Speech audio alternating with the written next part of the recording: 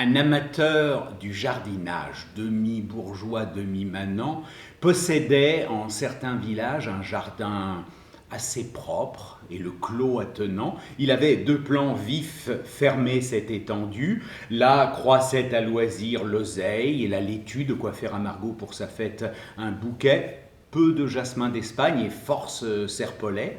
Cette félicité, par un lièvre troublé, fit qu'au seigneur du bourg, notre homme se plaignit. Ce maudit animal vient prendre sa goulée soir et matin, dit-il, et des pièges se rit. Il est sorcier. Ma foi, sorcier, je l'en défie, repartit le seigneur. Fût-il diable, Miraut, en dépit de ses tours, l'attrapera bientôt, je vous en déferai, bonhomme, sur ma vie. Et quand, et dès demain, sans tarder plus longtemps, la partie ainsi faite, il vient avec ses gens.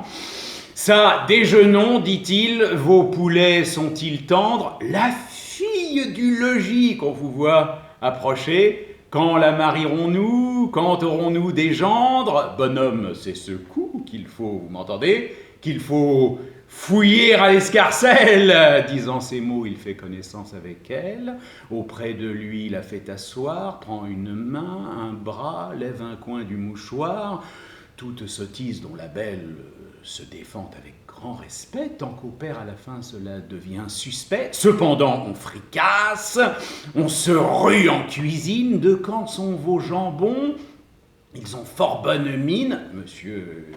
Ils sont à vous. Vraiment, dit le seigneur, je les reçois, et de bon cœur. Il déjeune très bien, aussi fait sa famille, chiens, chevaux et valets, tous gens bien endentés.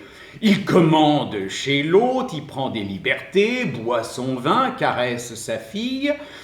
L'embarras des chasseurs succède au déjeuner, chacun s'anime et se prépare, les trompes et les corps font un tel tintamarre que le bonhomme est étonné. Le pis fut que l'on mit en piteux équipage le pauvre potager. Adieu planches, carreaux, adieu chicorée et poireaux, adieu de quoi mettre potage.